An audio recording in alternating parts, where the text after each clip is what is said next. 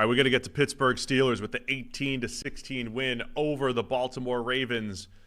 Emphatic win for the Steelers when it comes to the AFC North race here. They're 8-2. Ravens fall to 7-4. Baltimore had a 2-point conversion to tie it. If you go back and watch that play, though, the great Nick Herbig, he's now earning the great. Takes out 3 blockers. Yeah. On the Blew play. It up. Blew up the entire play. Not just that. So Herbig bookended this game, right? Right at the end, he blows up the 2-point conversion, basically gives them the lead and lets them ice the game. The very first play, I think, from Baltimore's point of view was a Derrick Henry fumble, which was Nick Herbig chasing it down from the backside and stripping the ball out from him. So Nick Herbig, the guy who's only in there because Alex Highsmith rolled his ankle and one of their best pass rushers is down, steps in and has a huge impact in the game. Yeah, that was, man, he's already really good. And when Highsmith, do we know how long Highsmith's out? Would love to just see them all out there and the ability to mix and match what they're capable of doing. And they have Preston Smith. But yeah, Steelers defense did a great job. They held Lamar Jackson completely in check in this game. Lamar finished as 16 of 33 for 207, 1 touchdown and a pick. Had the late touchdown that brought them within 2 to Zay Flowers. But the interception was, by the way, another ridiculous play. Peyton Wilson just kind of stealing the ball. Was that Justice Hill on the wheel route? I tried to go back and watch what Pittsburgh was doing to Lamar Jackson and the Ravens. Mm-hmm. It was fascinating, man. They were playing a ton of cover 1 and cover 3. Simple single high coverages. Every now and again they'd bring an extra blitzer. It does feel like Pittsburgh. I don't even know if there's anything tricky that they're doing here. It's just working. And I went back and I looked. I was like, is there something in Lamar's data that said these are the coverages you want to play? Nope. Right. Cover 1, cover 3, he beats them. So I'm watching Pittsburgh and they're taking away a lot of the underneath routes, and for whatever reason, Lamar he forces tight window throws against their coverage. Right. So when you're watching the Ravens every week. You see a little of everything, right? You see open underneath passes that are yak plays. You see scramble drill downfield plays. This year, more than ever, you're seeing Lamar Jackson with some in-rhythm seam routes and in-rhythm deep balls. None of that was available in this game. And it was almost like he's just saying, okay, none of the easy stuff is here. I got to make special throws. I got to make a tight window throw to Justice Hill. And they finally schemed up Justice Hill on the they did a nice job. They're against a lot of one-on-one coverage. They schemed him up on the wheel route. And they finally got that dialed up, and Peyton Wilson jumps in and steals it for an interception. There's one other thing I noticed, and I don't know if this is true or not. It feels like the Steelers just know what's coming. They have a great feel. Every time Lamar is going to throw a screen, anything short game related, they're getting their hands up, they're batting passes, they're reading it out, they're sniffing it out. I don't know if it's just the familiarity, if it's Mike Tomlin and their whole coaching staff are just geniuses against Lamar and the Ravens, if there are some tells that Lamar's had for the last few years. And he hasn't played the Steelers a ton. But I don't know if there's something to it, but they feel like they're all over it. I'm talking, there's a screen pass, they're in the passing lane. There's a quick game, their hands are up. They're seeing it very well against Baltimore. And while every other team, it feels like their back 7 defenders are just on a string, right? We're moving you here, and then we're using misdirection, and once you move here, Lamar's keeping it, and you have no idea where anything's going. Pittsburgh is all over it. Their pass rush lanes are outstanding as well. Very few times where Lamar is breaking out. So it's just fundamentally sound, good football by the Steelers in this one. And it just made all of the throws Lamar Jackson made just fine, tight windows, and he missed more often than not. I think that's a big part of it, is that they have that thing which is not a repeatable, it's not like a blueprint, right? The thing we talk about all the time. They are able to win consistently up front without getting ill-disciplined with, gaps and those kinds of things. Like, they got pressure without risking Lamar Jackson breaking contain and making big plays. So Jackson is under pressure in the pocket and doesn't have anywhere to go, and it kind of knocked him out of the zone, the rhythm that he's been in for a while now, where he's been, the MVP so far this season. And I mean, he was missing throws in this game. Like, he was knocked out of that rhythm and that vibe, and suddenly you're just seeing him not play as well. Like, missed throws that were open, missed plays that were there to be made. Now, to his credit, you know, late in the game, he does execute like an insane drive. Again, under pressure, he just takes it upon himself to like go crazy behind the line of scrimmage multiple times, hits Zay Flowers in the face mask, who drops the ball. It didn't end up mattering because Bateman makes the play the next play or two plays later. Did he just not see it? I don't know. But anyway, like Jackson made a series of those plays on that drive to then answer, you know, so they draw up this 2-point play, and Herbig just blows it up. I mean, he just wrecks the play, beats a wide receiver. I forget who it was, Aguilar maybe, beats him inside and just wrecks the play. It's a kind of creative play design. It's not the worst idea in the world to get Lamar Jackson moving, you know. But point being, that play, that failure of that play, I don't think is on Lamar Jackson. It's just the Steelers just beat it. He'd executed the game-tying drive. So when everything was on the line, like Lamar actually did make the plays and stood up, it's just that it only got that far because for the rest of the game, he wasn't great. Couple of the notes there, though. The 2-point play, again, just the little things that Mike Tomlin seems to be doing this year. Two things for Tomlin, yeah. Right? He calls timeout. Yeah.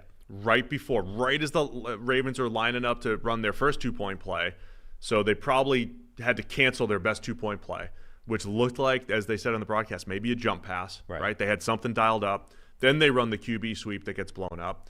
And then there's the Justin Fields component that we were talking about last night on the instant reaction. I love this. Like, I was trying to get like an official word on who made that call, you know, Tomlin versus Arthur Smith. Chris Mueller, Steelers reporter, was like, it's the kind of big decision that's usually Tomlin's, and he tends to sort of say when it works, it's a collective decision, you know.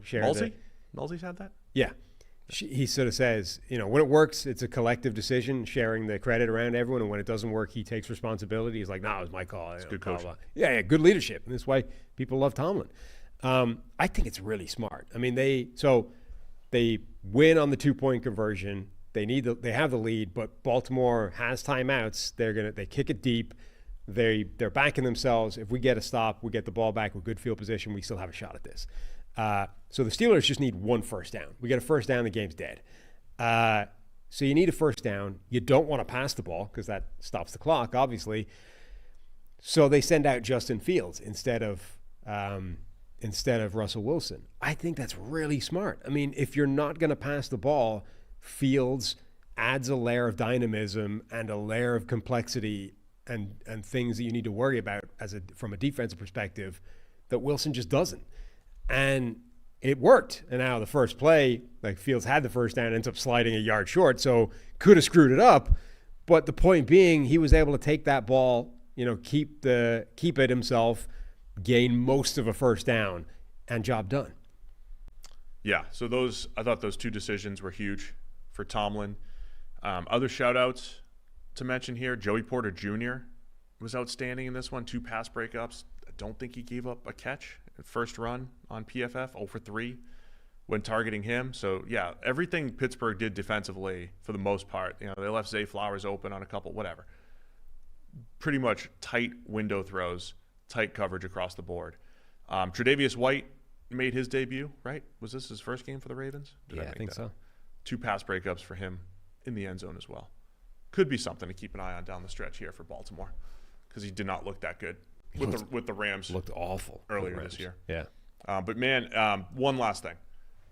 I mean, Pittsburgh kicked 6 field goals. Yes. In this world where we can't trust any kickers. Well, yeah. We have no idea. I have no idea who's good anymore. I'm losing track, because it used to be like, well, this guy's money from 55 plus. He'll never miss. We're losing those guys. Justin Tucker misses field goals now, and it's Chris Boswell who's the one kicking all the field goals. Which Steelers fans will tell you, it's just, you know, the meme, it's always been this way, the spaceman meme, like Boswell's always been better. Boswell's always been the guy. Stop it. Well, he kicks in the wind, you see. Justin Tucker doesn't kick in the Pittsburgh Heinz Field wind, whatever that stadium's called now that isn't Heinz Field. Maybe that's fair. One other thing before we talk kickers for a second. Kyle Hamilton is now a safety. Like, he's sort of transitioned because of the injuries in that secondary. He's like a full-time safety for them now. Is still really good. But it's a little bit of a tinkering of the secondary there in Baltimore because of all the injuries that they've had. The kicker thing is fascinating. So, yeah, Chris Boswell turns out is still really good. Justin Tucker, the greatest kicker of the last decade, seems to have forgotten how to kick now. And he's only 34, I think. He's unusually young for, like, Father Time comes for all kickers, but they don't normally. Usually when they're pushing 50, not like 35. Kickers spontaneously forget how to kick all the time, but usually not great kickers, right? Justin Tucker has been the one guy that's been able to consistently transcend. It happens to all of them at some point, right? He's the only guy that's remained consistently elite year on year on year on year. This year it's different. Ben Stockwell from PFF pulled out an interesting data point from yesterday. Every single one of his misses this year has been wide left. Ben theorizes that his leg is just gone. He's trying to put too much into it and is pulling them all to the left. Now, I don't know how accurate Ben's theorizing is, but every one of those kicks being wide to the left is interesting. Ben's a genius, so I'll take his word for it. Whatever it is, 11 misses, and they've all been wide left. Also, old PFF friend Timo with a tweet early this morning. Mm-hmm. Steelers hit 6 of 6 yesterday, their field goals. Yep. The other 3 AFC North teams combined to go 3 for 10. He's including Dustin Hopkins' miss that was voided by a penalty because it was awful. He went 0 for 3. 3 for 10 from the rest of the AFC North, right? I gave you a think piece on why the Steelers beat the Ravens and this and that, and it might all just come down to Chris Boswell kicks field goals and no one else does. That miss was funny though because he then missed it later, right? He missed a shorter one. Some of these misses are by a mile. Like, I'm getting uncomfortable watching the kick. He missed the kick. There was a penalty that voided it. They got an extension on that drive. They ended up having to settle for a 26 or 7-yard one. He missed that as well. It's like, dude, what are you doing? And that's why I don't want to be an NFL GM. I don't want my job dependent on my kicker. You can't predict who's good or not. I'm busy for a potential bonus series on Check the Mic. I'm busy like researching historical things, right? And at the moment I'm reading about like the advent of the game, how it deviated from rugby and soccer and all these kinds of things, right? And at one point, football, as the name would suggest, like people appreciated and in fact enjoyed a good kicking game, right? It was a kicking contest, essentially, right? Effectively dueling punts was the game of football for a period of time. Those people didn't have the red zone channel. Correct. And now, like, we've gone from that, where like actually the real artistry of this game is a well-crafted punting battle, right? To like now, I genuinely think there's an argument for I don't need kickers. Remove them from the game. I don't need a kicker determining.